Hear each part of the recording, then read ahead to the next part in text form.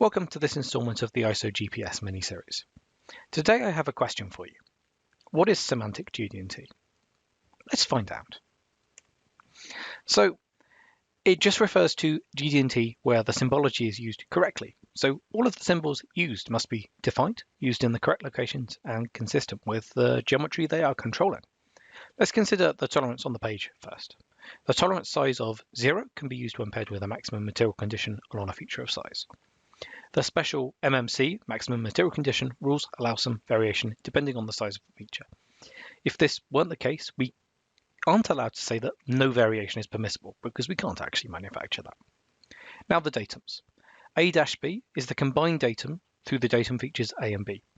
This is only permissible in certain combinations of geometry.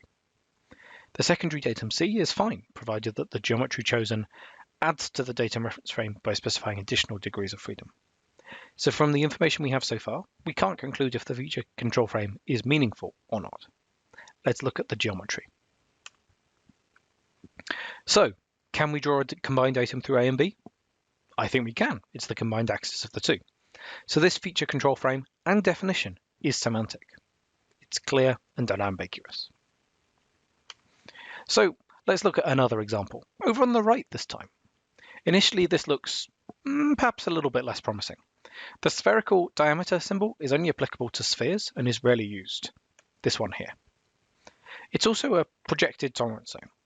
It's a little complex, so we won't go into detail of how that works now, but it's usually used to ensure a pin or hole will fit a counterpart.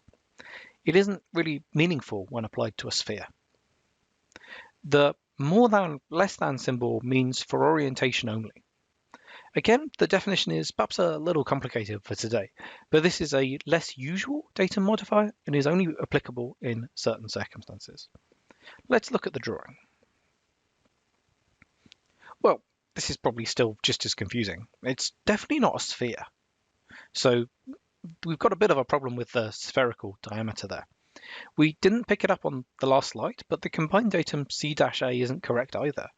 We can't combine a datum through these two perpendicular features. This isn't meaningful. This is a sort of good or perhaps bad example of non-semantic GD&T. The definition just isn't meaningful for inspecting or manufacturing this part. In practice, errors are usually more subtle than this, but the effect is the same. The part is not fully specified, and the result may be different from the design intent. So, GD&T, we really want an unambiguous, repeatable inspection method or inspection specification. And if we aren't using our symbols in a proper and semantic way, there's a lot of ambiguity here, and this could be interpreted in many different ways, which is the opposite of what we're trying to achieve. Non-semantic GD&T can lead to confusion and reduce assembly quality. If you're unsure how to express GD&T semantically, our basic course is a good overview of some of the basics of ISO GPS, sometimes referred to as sort of GD&T, and how to apply those to basic parts. Thank you very much.